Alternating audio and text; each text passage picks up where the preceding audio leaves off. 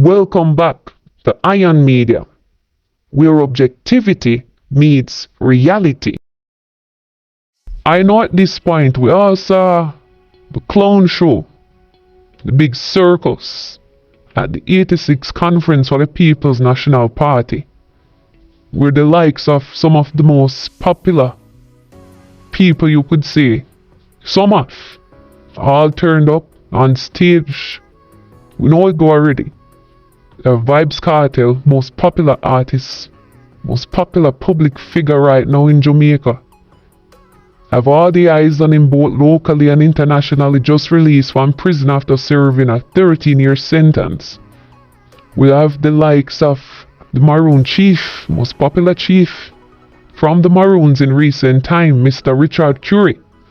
We also have the likes of the most popular idiot in Jamaica, one that walk around and put all his graffiti on the walls, Mr. Andre Lewis, L.A. Lewis. We also have the most popular lawyer in Jamaica, one Isaac Buchanan. Now it seems like the People's National Party is pulling out all stocks for this election. All stocks, all the gimmicks, all the popular people you can think of. They're going all out. But this is pretty much typical of election season in Jamaica and also in the US, because if you're keeping an eye on the campaign going on between the Democratic Party and the Republic, Trump and Kamala Harris, you realize that it's the same, it falls down the same line of things, same gimmicks, popular people, stuff like that, because that's what people, to be honest, are really interested in. If we're gonna be honest, nobody went there trying to listen to Mark Golding policies and what he's trying to implement if he's the next Prime Minister of Jamaica. Nobody is interested in that. Like I said before in my previous video, people will believe in that rally talking about, they say, the world boss and L.A. Lewis, even Popcorn was there. So again, in Jamaica, elections are really gimmicks, if we're being honest. It's who can come up with the biggest gimmick, who can be more popular, who can bust the crowd, who have the baddest dub plate, who wear the baddest clocks.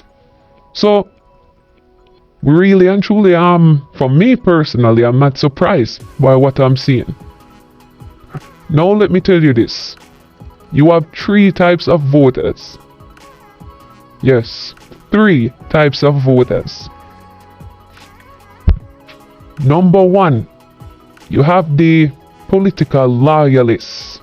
Now the loyalists, that type of voter now, is the one that vote for his party regardless of whatever is going on. It doesn't matter who they put in power.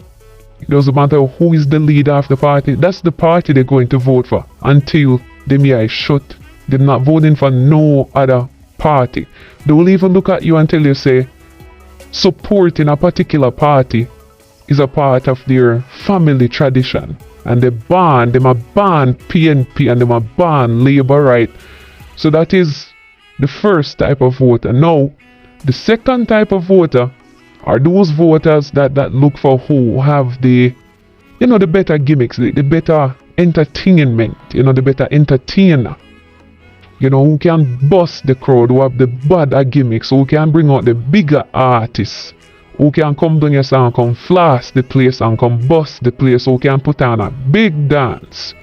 That's the next type of voter. Now the third type of voter, those are the ones, the more intelligent ones, the ones who look at the policies that you're trying to implement, the ones that look at how you're trying to shift things so that things can be better for every person within the society, and how you're going to implement policies that can benefit the generations to follow. Unfortunately, that voter usually don't vote. Now, I know that Mr. Wellness and his team, they're probably twiddling their thumbs. Him have these people on his election campaign, in his ears. Why, bro God, You probably have to go do a video with your skate on the tool, you know, and I play squashing at the background, you know. So you go win over but the voter them, you know. And then probably in IMAs I tell him all kind of gimmicks and all kind of, you know, which artist him should go get for come a film political rally. All kind of nonsense. I remember 2016 election. Andrew Holness pretty much won that election using social media. Social media. Andrew Holness was on Instagram, blowing up Instagram. You couldn't scroll without seeing Andrew Holness in Clarks and him walking across the river. The man pretty much had a PR election. The man put on data service and win the election. That was probably the cheapest campaign.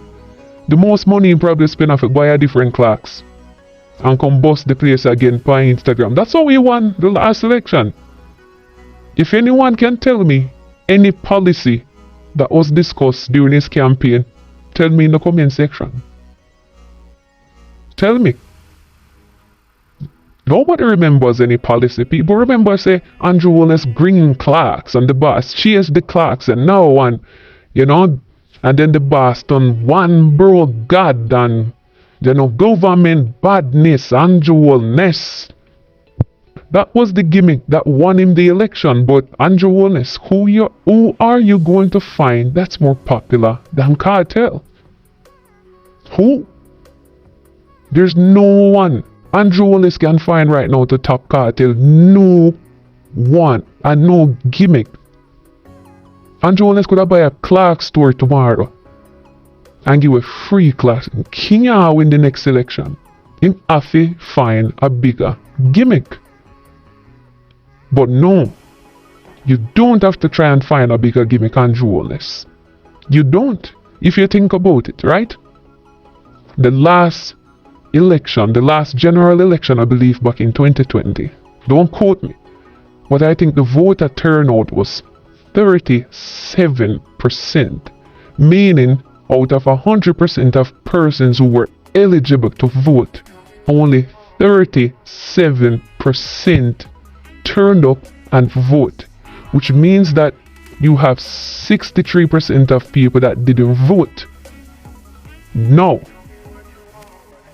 Me know one little maths. Me go school and, you know, me know little maths. 63% is far greater than 37%, almost double. So if Andrew Holness can tap into that 63% of voters who didn't vote, and I would make the assumption that the majority of that 63% is made up of the voters who vote based on policies. I call them the intelligent voters.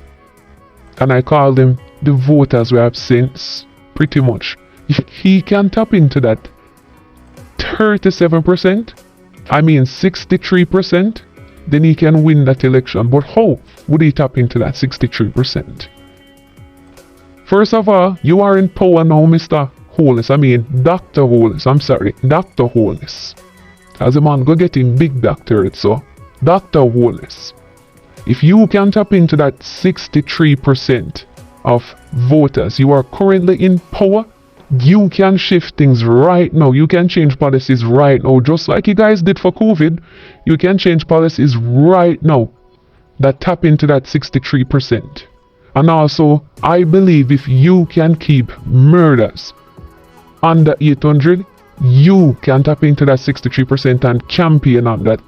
If you can do some rehabilitation, especially of the health sector, immediate rehabilitation, make things better for people, tangible things that people can feel and touch, then you can tap into that 63%.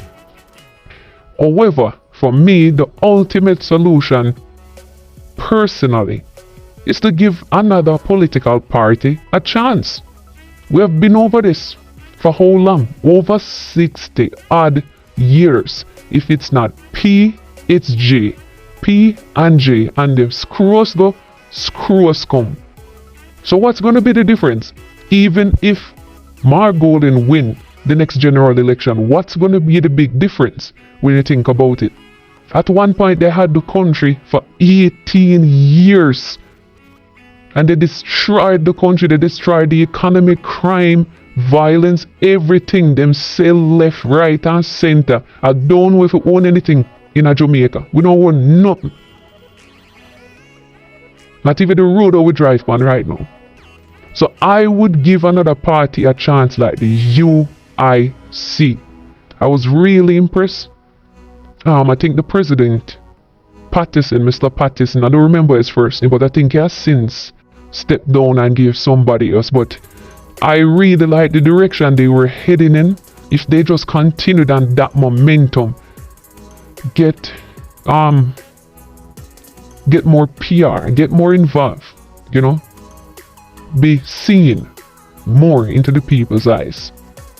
But then again, the flip side to that, the political loyalists, the people them way, nah vote for this, nah vote for that. But as I say, you have a 63%, and if the UIC could tap into that 63% of persons who didn't vote, I know that 63% it still make up of loyalists, a little gimmick voter still there, but I think the majority are sensible people that just decided that, look, me not vote for none of them because none of them know better.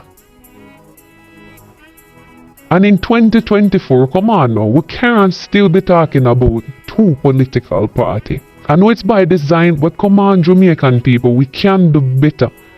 We need to relieve ourselves of the shackle of these two colonial parties. We have to release ourselves from the shackle of these two colonial parties and vote for a different party. And that would be my solution. Leave your thoughts down in the comment section. Please do remember to like, share, and subscribe to Ion Media. Until next time.